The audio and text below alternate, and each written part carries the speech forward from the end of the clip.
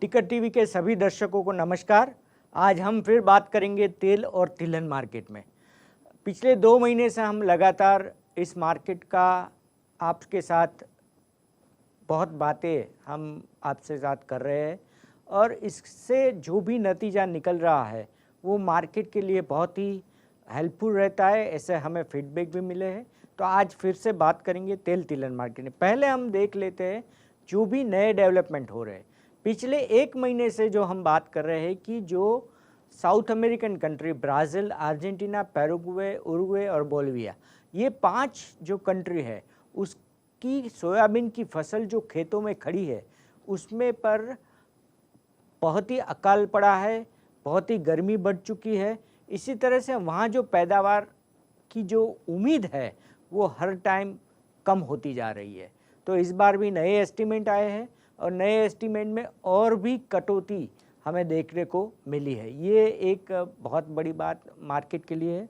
दूसरी बात है कि जिस तरह से soybean, palm oil, sunflower oil और कनोला ऑयल के जो भी सेंटिमेंट बन रहे हैं उसके मुताबिक जो भी मार्केट में जो रिएक्शन आ रहा है ये है कि जो वर्ल्ड के सबसे बड़े बेंचमार्क है Argentina soya oil FOB price और Indonesia crude palm oil FOB, दोनों प्राइस जो है वो पिछले सप्ताह में ऑल टाइम हाई लेवल पर पहुंच चुके हैं।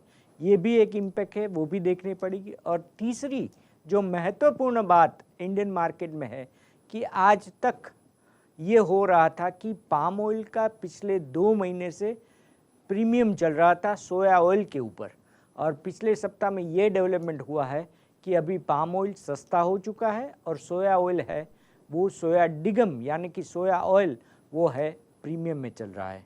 आज हम बात कर रहे हैं, पहली बात जो मैंने आपको की कि सोयाबीन का जो पैदावार के जो एस्टीमेट है उसमें ज़्यादा से ज़्यादा कटौती हो रही है। ब्राज़ील के जो सोयाबीन के अनुमान है वो घट के अभी 1270 लाख टन हो चुके हैं।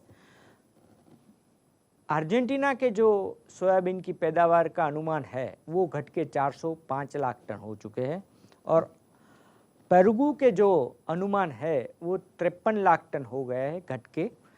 उरुग्वे के जो अनुमान है वो 23 लाख टन हो चुके हैं, उसमें थोड़ी बढ़ोतरी हुई है। और बोलिविया के जो प्रोडक्शन के अनुमान है वो घट के 28.5 लाख टन तक हो गए हैं। ये हम उसके साथ अगर कंपैरिजन करें कि जो 2 महीने पहले जो सभी जो वर्ल्ड की फेमस एजेंसी ने जो अनुमान लगाया था उसके मुकाबले अगर देखा जाए तो 270 लाख टन कटौती हो चुकी है। पिछले साल के मुकाबले अगर देखा जाए तो 200 लाख टन हुई है, लेकिन जो पहला अनुमान जो सभी ने लगाया था उसके मुकाबले अगर देखा जाए तो 270 लाख टन की कटौती है वो सोयाबीन के 5 कंट्री के जो क्रॉप है उसमें कटौती हो चुकी है। तो ये साउथ अमेरिकन का जो 5 कंट्री का जो प्रोडक्शन है वो 1779.5 लाख टन का जो अभी लेटेस्ट अनुमान आया है वो 2 महीने पहले जो अनुमान लगाया था वो 2050.20 लाख टन के अनुमान लगाए थे। तो करीबन 270 लाख टन की कटौती जो 2 महीने पहले के अनुमान थे उसमें आ चुकी है। पिछले साल के मुकाबले अगर देखा जाए तो 200 से 210 लाख टन प्रोडक्शन कम होगा। ये जो सोयाबीन के हुए हैं उसका असर सीधा प्राइस पर हुआ है और इंटरनेशनल मार्केट में जो भी प्राइस मिले हैं अगर देखा जाए तो पिछले सप्ताह में सोयाबीन ब्राज़ील का जो प्राइस है उसमें 2% 60% की जो है वो बढ़ोतरी देखने को मिली थी। सोयाबीन ऑयल अर्जेंटीना जो एफओबी प्राइस है उसमें 5.5% की हमें बढ़ोतरी देखने को मिली थी। उसके साथ ही सन ऑयल के प्राइस है वो पिछले सप्ताह में घटे थे, लेकिन जो लास्ट वीक था उसमें 2.50% की बढ़ोतरी हमें देखने को मिली थी। पाम ऑयल इंडोनेशिया के जो प्राइस है उसमें हमें 1.70% की बढ़ोतरी देखने को मिली थी, लेकिन मलेशियन पाम ऑयल फ्यूचर जो बेंचमार्क माना जाता है पूरे वर्ल्ड का, वो लगातार तीसरे सप्ताह उसमें डिक्लेन हुआ था प्राइस। पिछले सप्ताह अगर देखा जाए तो 34 रिंगिट उसमें कमी हुई थी। तो पिछले 3 सप्ताह में अगर देखा जाए तो 2.1% मलेशियन पाम ऑयल फ्यूचर में हमें कटौती मिली है। तो यही कारण है लेकिन सोयाबीन ऑयल फ्यूचर है वो लगातार बढ़ रहा है। पिछले 6 सप्ताह से लगातार उसमें तेज़ी दिख रही है और अगर देखा जाए तो पिछले सप्ताह ने 1.85 सेंट की उसमें तेज़ी देखने को मिली थी।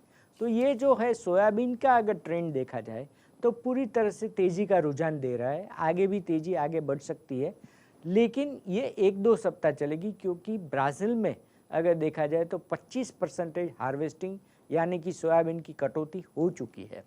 वो प्रेशर मेरे ख्याल से मार्च के फर्स्ट वीक से मार्केट में आना शुरू हो जाएगा। उसी टाइम इंडिया में भी सरसों की फसल तैयार हो चुकी होगी, उनका भी अराइवल का प्रेशर है वो मार्केट में आना शुरू हो जाएगा। तो ये 2 फसल और वहाँ तक अगर देखा जाए तो यूक्रेन और रशिया का प्रॉब्लम है, ये भी थोड़ा सुलझता दिख रहा है। तो मार्च से सनफ्लावर ऑयल का जो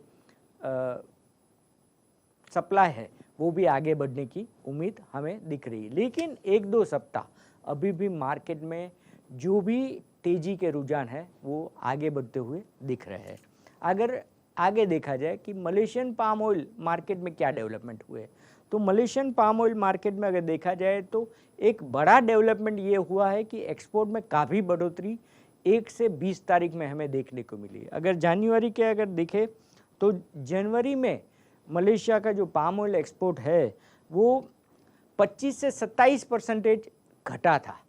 लेकिन अगर 1 से 20 फरवरी का अगर डेटा देखा जाए तो 24 से 29% हमें बढ़ोतरी देखने को मिली है।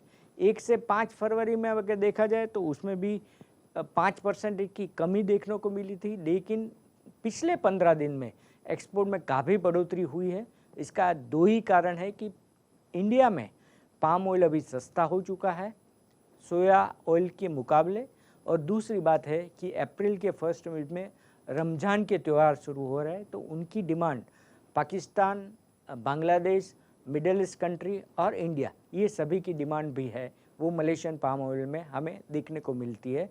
क्योंकि इंडोनेशिया ने हमारा जो पाम ऑयल का एक्सपोर्ट था उसमें काफ़ी रिस्ट्रिक्शन डाल दी है, तो मलेशियन पाम ऑयल की डिमांड ही बढ़ने वाली है और ये बढ़ती हुई दिख रही है। अभी मलेशियन पाम ऑयल का प्रोडक्शन है वो जनवरी में भी हमें देखा था कि उसमें कमी हुई थी। 1 से 5 तारीख में देखा जाए तो 32 से 33% पाम ऑयल का प्रोडक्शन है वो घटा हुआ दिख रहा था। लेकिन जो आज ही आए 1 से 20 तारीख के जो प्रोडक्शन के फिगर आया है उसमें हमें देखा जाए तो थोड़ी बढ़ोतरी देखने को मिली है और ये 11% बढ़ोतरी देखने को मिली है। ये भी एक बड़ी बात है।